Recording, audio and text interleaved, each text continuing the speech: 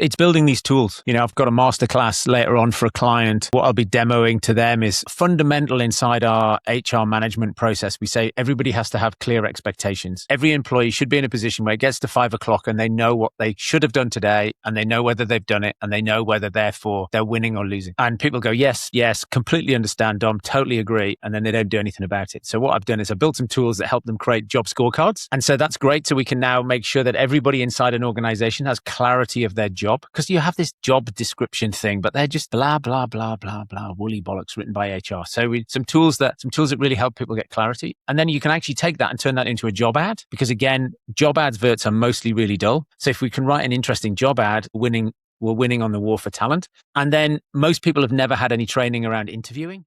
Welcome to Career Coaching Secrets, the podcast where we talk with successful career coaches on how they built their success and the hard lessons they learned along the way. My name is Davis Nguyen, and I'm the founder of Purple Circle, where we help career coaches scale their business to $100,000 years, $100,000 months, and even $100,000 weeks. Before Purple Circle, I've grown several 7- and 8-figure career coaching businesses myself, and have been a consultant at 2 career coaching businesses that are doing over $100 million each. Whether you're an established coach or building your practice for the first time, you'll discover the secrets to elevating your coaching business. Welcome to Career Coaching Secrets Podcast. I'm Pedro, and today's guest is Dominic Monkhouse, a founder, coach, and scale-up advisor who helps growth stage CEOs evolve from operator to leader as their companies move from 30 to 100 plus people. Having scaled Rackspace and Pier 1 to 30 million pounds ARR and 100 plus employees in 5 years, he now works with founders across the UK to navigate the leadership and structural shifts that make or break the scale-up phase. Through his 2-day-week CEO blueprint and strategy offsites at the Management Lab in the New Forest, Dominic helps founders build accountable leadership teams, install systems that scale, and step out of day-to-day firefighting. His focus is pretty simple, guys. Remove the founder as the bottleneck so the business can grow profitably, sustainably, and without consuming their entire life. Welcome to the show, Dominic. Pedro, thank you very much indeed. Great to be here. Excited that you're here too. And okay, before we get into what you do now, I'm curious how this all actually started, right? So what was going on in your life when coaching became more than just an idea? I'm completely accidentally coaching. I exited Pier 1. My daughter had just been born, and I thought, you know what, I will work for myself for a bit, maybe until the kids go to school. So I thought maybe this is a sort of another 5-year chunk. And what would make me better as a leader when I go and get a proper job and run a tech firm again? I thought I'll do some non-exec stuff. I might do some consulting. And God, I found it so depressing. I'd be in people's boardrooms at their board meetings, and they'd turn up and somebody would come in and present something, and you're not very good at this. You're a bit crap. And it was just soul destroying because I couldn't fix it in the board meeting. And going over people's historic numbers is just a bit dull. It's like other people's dogs and cats, right? They're exciting for them, but they're not for me. So I just thought, I need to fix this differently. So I said, right, I'm not going to come to board meetings anymore. What I'm going to do is I'm going to coach you separately to the board meeting. I'm going to coach the CEO, and I'm going to coach you to coach your leadership team so that you just get less shit at this. And that's what I'm going to do. And so that's what I started doing. And then along the way, we decided we'd build the management lab on the farm, and people would come to us so I could still take the kids to school. That was a balance. But because we were doing delivery in hotels in London, and, I think every hotel has one problem. Like, it's either the Wi-Fi is rubbish, or it's too hot, or it's too cold, or there's building work outside the window, or the food is terrible, or, you've got Post-it notes and the wallpaper's like flock. You can't stick Post-it notes on the wall, so things don't work, or there's no whiteboard, or the TV doesn't work.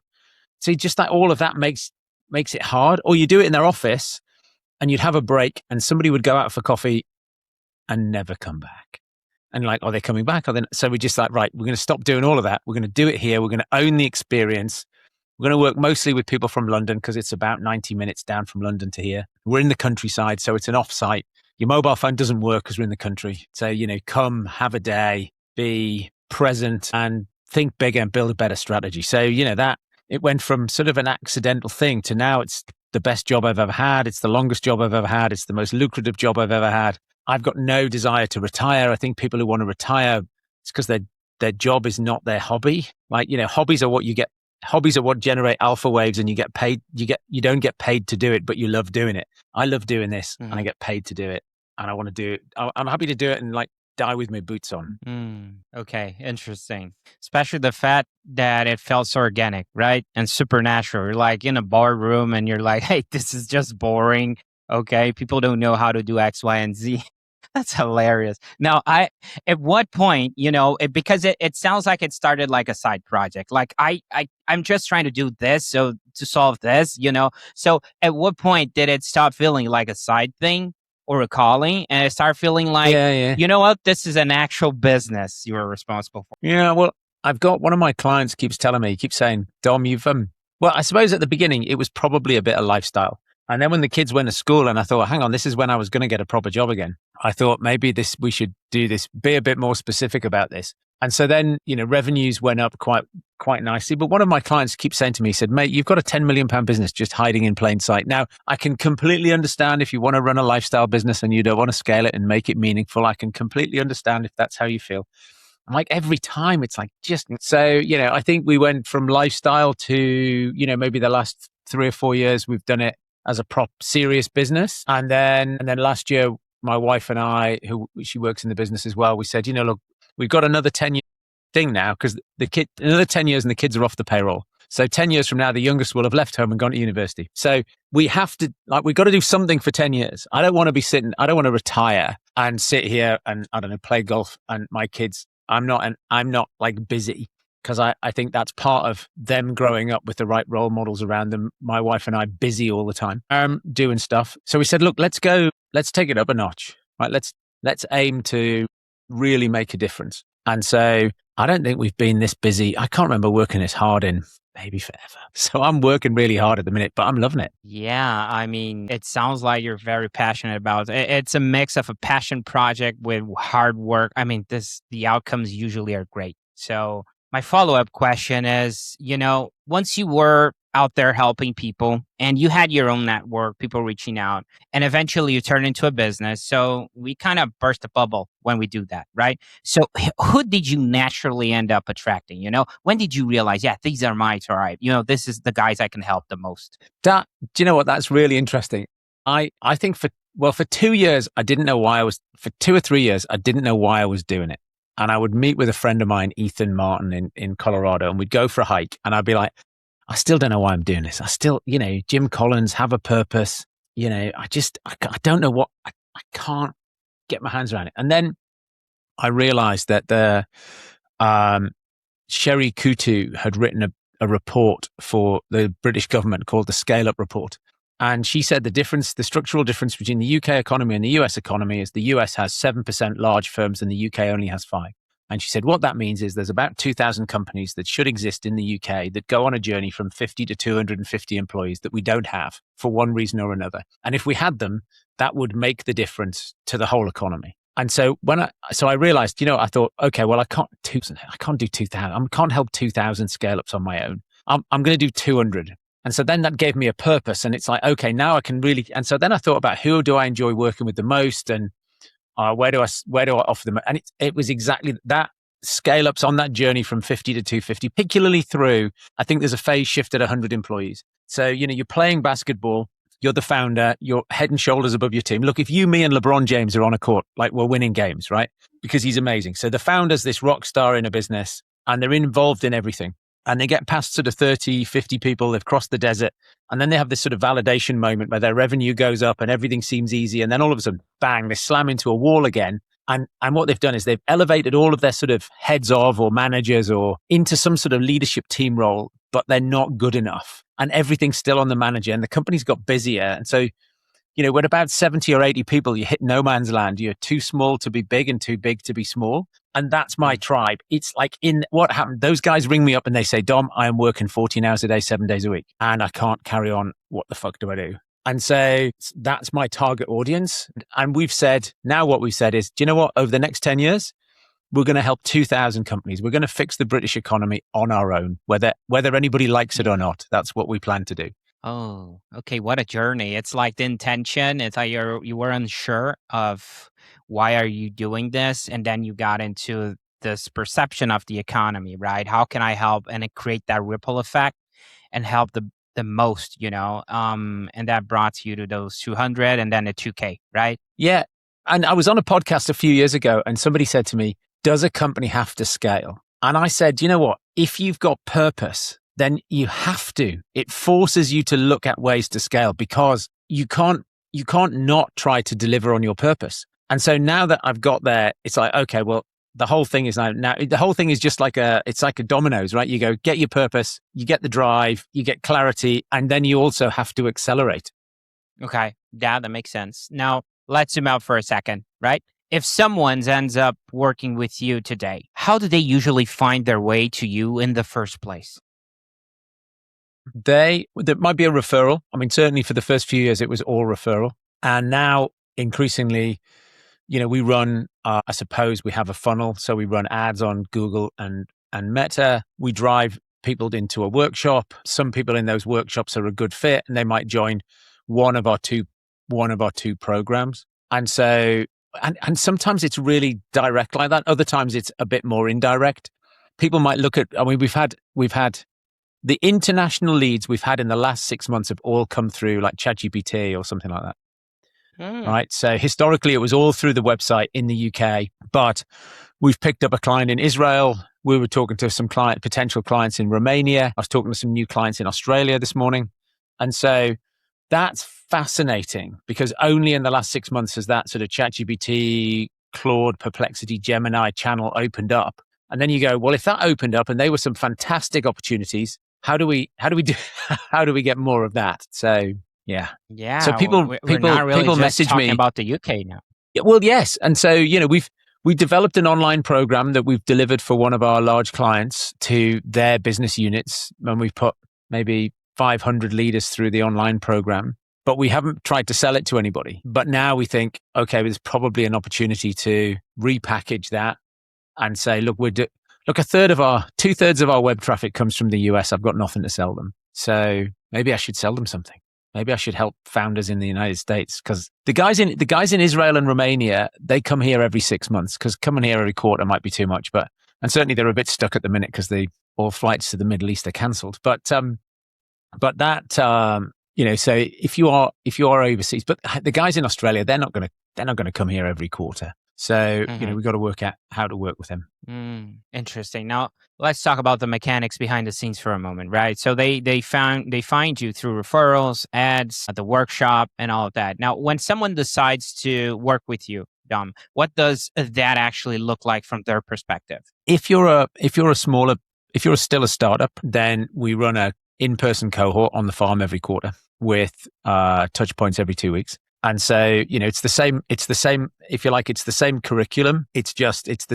We're coaching the CEO, not their team. If you're a bit bigger than that, if you're in no man's land and you need help, then you'd come down and you do 2-day intensive on the farm and then you'd bring the team back every quarter. And then we'd coach the CEO definitely, but we might also coach some of the other leaders in their business. And so that's our cadence. Go intensive at the beginning for the larger teams, get their plan, and then help them execute. Okay. I mean, your work seems pretty involved, right? We're talking about in-person cohorts. We're talking about, I'm not sure if you're the one running the workshop, but how do you think about managing your time and energy so the business doesn't start owning you?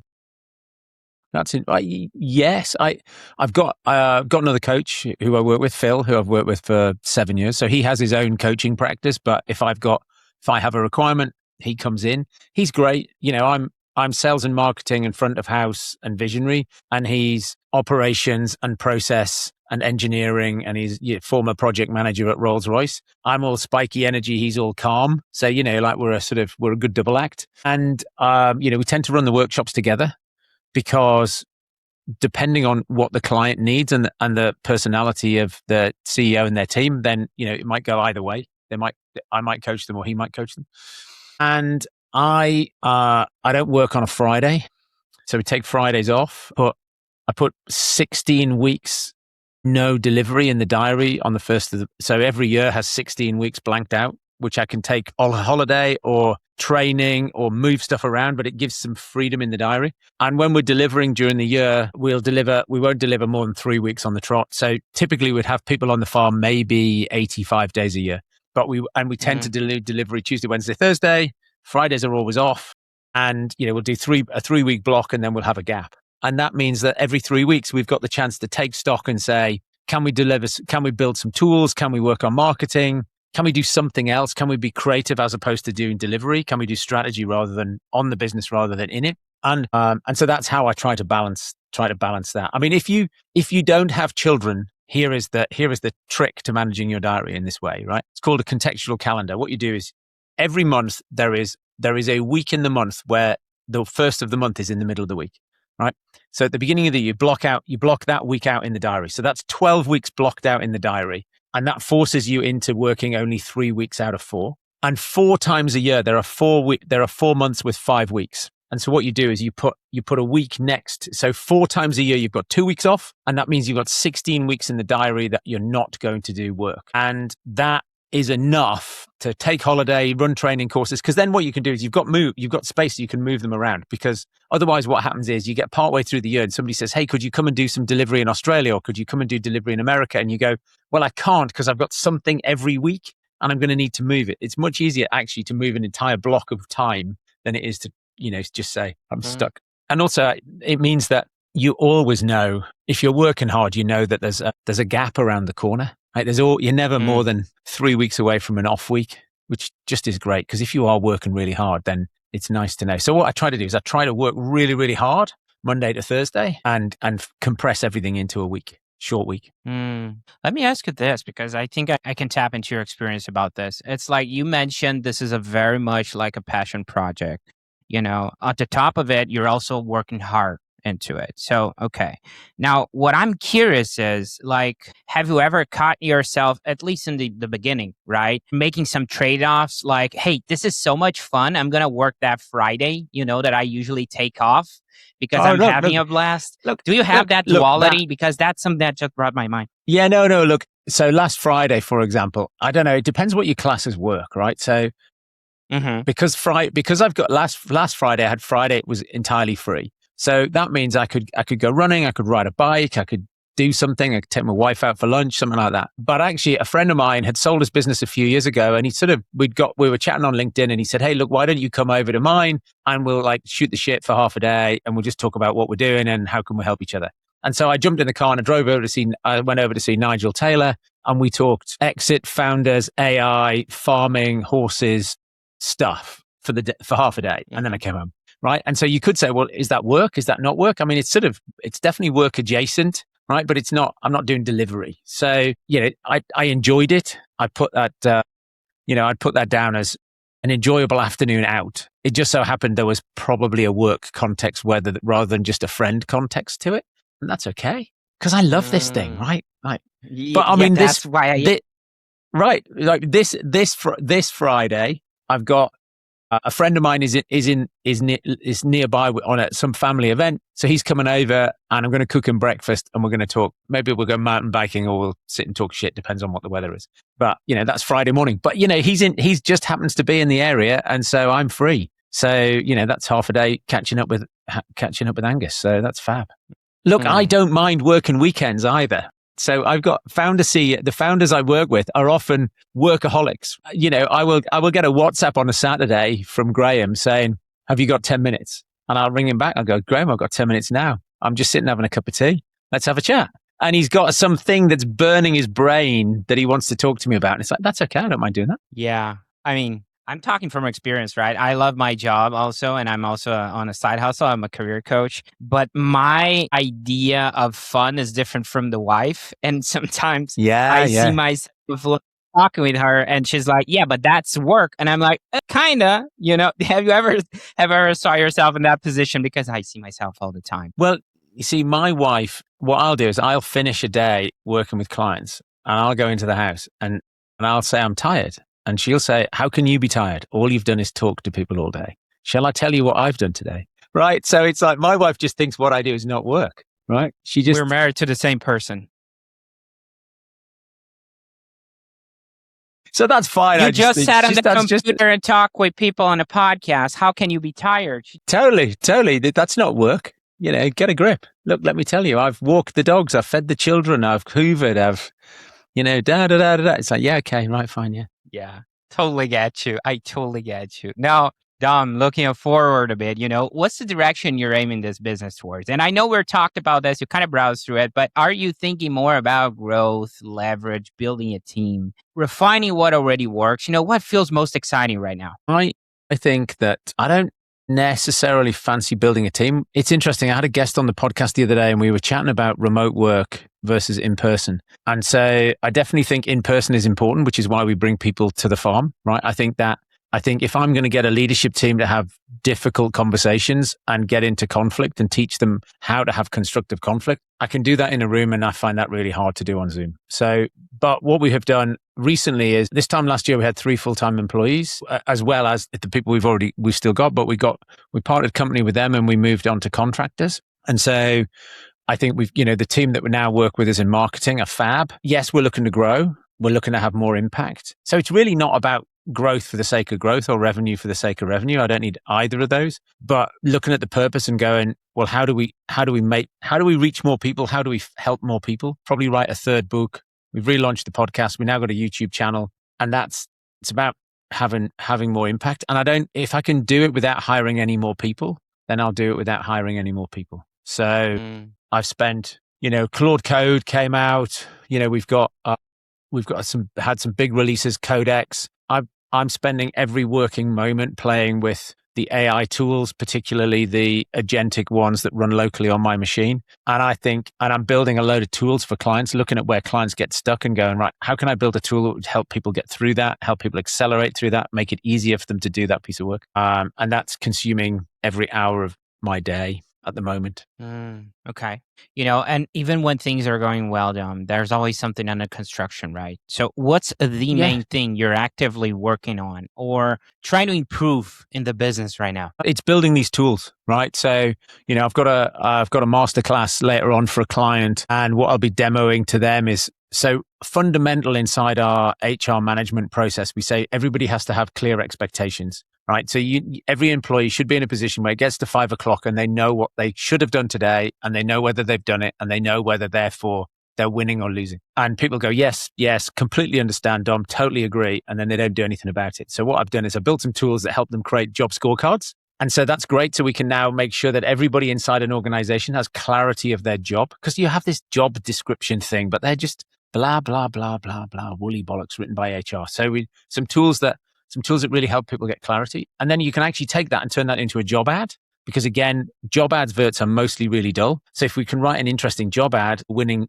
winning on the war for talent. And then most people have never had any training around interviewing. So if you can write them a job ad, help them use AI to screen the CVs, and then you can, when they turn up in person, you can help them having written a set of interview questions, which actually means they hire the person who can do the job rather than the person who they quite liked but didn't understand how to get to whether they could do the job or not. So that's a set of tools that I've developed, which I'm going to be coaching on this evening. And so it's just stuff like that, more of that. Client says they've got a problem, go fix it for them. That's simple, basically. Now, Dom, you've been around long enough to see trends come and go, right? So people give business advice nonstop, especially online. Now, what's something you hear repeated a lot that you think people misunderstand or overvalue? Well, actually, I was just kicking myself because I used the phrase "war on talent," and I find myself wanting to beat people to death because they use the phrase "war on talent." So I'll have to do that. I'll have to go out and beat myself up. But I think that when somebody says to me we're finding it difficult to recruit, I immediately what I do is I go and look at their LinkedIn profile. I look at their company website. I go and search for their company name and see what images come up. And you know what? The CEO's LinkedIn profile will be rubbish. The website doesn't look like it's exciting. You search for the company name and there are no pictures of people enjoying themselves. And you just go, well, no wonder, because if you're trying to hire people who have a choice as opposed to people who have to have a job, like they would go and work at the company where the CEO's LinkedIn profile was alive. The company website looked like it was alive and, it's been edited until 2020. And, Glassdoor ratings high. And when you search for it, there's pictures of people in company gear having a party, right? It's like, It's not really rocket science. I once had to hire 99 people in a week, right? So that was the goal. I won't tell you why that was the goal, but it ended up being that was the challenge I had. So I hired the team that helps supermarket chains in the UK hire staff when they open a new supermarket. We put 8,000 people through assessment centers in 8 days. We had 1,000 people a day go through assessment centers, and we ended up hiring 99 people. So when somebody says, "Oh, I've got this challenge around hiring," it's like, no, you just think you have a problem around hiring. You don't even know what it means. And you're like, because I say to people, look, if your life depended on filling this job in the next week, what would you do? And they list me 10 things that they would do. And I go, well, why aren't you doing that? Why are you just complaining about the fact that it's hard? Right? You've just sort of, the most important thing you can do is have amazing people, right? If you look at any country in the world, every country in the world has a special forces team, right? So the UK started it with the SAS, but you've got the Navy SEALs, Brazil probably has special forces, right? Each one of those soldiers is probably worth 10 infantrymen. You put 10 of those guys on the field, it's like having 100 people. They're just amazing, right? So, we've got some 10-person teams who are at $100 million turnover because of AI, right? An amazing small team of 5 people can probably outdevelop a team of 40 people. Amazing. The best salesperson could outsell a team of 10 mediocre people. And so why are people trying to build companies with mediocre people? Like, just hire better people. Everything else is easier if you have better people. Yeah, it's like the difference is like adding to exponential. It's like it screams when you're talking with someone who's talented, and he will affect all layers of the business, or improve the business on his department, or overall the business, like with ideas and something like that. So yeah, definitely. I think it's like sometimes it's a scarcity mindset. I'm not sure if you agree with that. It's like, I'm going to try to spend the last I can to just fill in a job. And then later on down the road, they're like, just to fill in a position. And they're later down the road, they're bitching about, this guy didn't work out. Yeah, you're paying him nothing and expecting all, right? Well, one of the things I find frustrating is often founders are underpaying themselves. And so one of the reasons why they're not enjoying the journey is because they're short of cash, and they're working really hard, and that's giving them hassle at home because they can't take the family on holiday. They haven't got enough money. They're working really hard. And you look at their business and you go, why aren't you paying yourself enough? And it's because they're carrying some passengers. So they've got some B and C players in their business that they should get rid of, and they could have a smaller team. They could pay a smaller group of people more money. They could pay themselves more money, and everything would be easier, and they could move faster. And so I do think it's a mindset. It is a scarcity mindset. I tend to try and I work really hard to screen those clients out because I can't help them. That mindset thing's not my thing to fix. I don't do broken to fix. I do good to great. Okay, makes sense. Now, on the flip side, what's something boring or not as hyped that you wish more people actually paid attention to? Do you know what? I think it's really sad that people have a block around sales. I love sales. I almost prefer sales call to coaching, right? If every day all I had to do was do sales calls back to back to back, that I'd be very happy. Right? I love it. It's because it's a game to me, right? So, but most of the time I meet people who haven't come from a sales background. I went to do some coaching for corporate finance business. So 30 people in the room. They're all accountants, and they've all worked in the large, big accountancy firms, and they're in this small boutique business in London. And I said, I'm here to teach you all how to sell. And honestly, I may as well have just thrown up, right? Nobody wanted to learn how to sell. So I said to them, look, okay, I'm not going to teach you how to sell, but let me ask you a question. I said, if somebody comes in here with a business and your job is to sell their business, they're a founder and they're going to sell this business once in their life and you're going to change their lives. If they give you the business to sell, will you make them more money than the guys down the road, your competitors? And they said, yes, we believe that fundamentally we'll do a better job than all of the big companies that we used to work for. And they'll get a life-changing exit if they work with us. And I said, okay, what I'm going to do is I'm going to teach you some skills around ethical persuasion. And they went, oh, that would be amazing. I just think that's selling, right? So then we did a 3-day course and I taught them how to ethically influence people to make a decision to buy from them. And so I think that gets in the way so often. I meet founders who want to hire a sales guy because they have this mental, I don't want to be in sales. I don't want to sell things. Because somehow people have got a thought about selling is persuading somebody to do something they don't want to do. And I don't think that's what we do at all. What we do is we help people buy. And I don't think you can persuade people to do things they don't want to do. I just don't think it's possible. So, I think that's a shame, because that gets in the way of people thinking about how to scale their businesses efficiently and effectively. Yes, I agree with you 100%.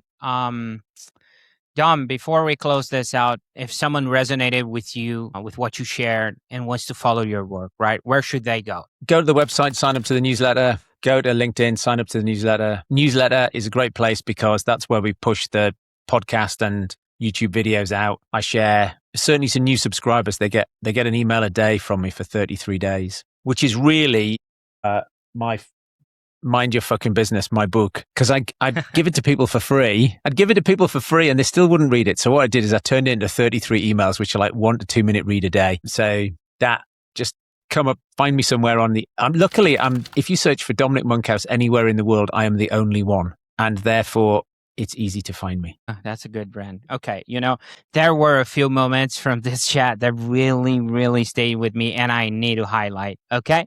First of all, accidentally coaching. That's hilarious. It's like, don't even know why I'm doing this, and on top of it, taking the kids off payroll. I mean, I'm going to steal that. The only problem I have 2 kids, Dom, and they don't work. So I got to fire them first, but maybe, I'm not sure, but I'll have to run with the CEO, which is my wife, and I'll be overruled. She's not going to take it. So it's easier for me to be fired. Well, anyhow, okay, I think that's hilarious. I love the fact that it's so organic.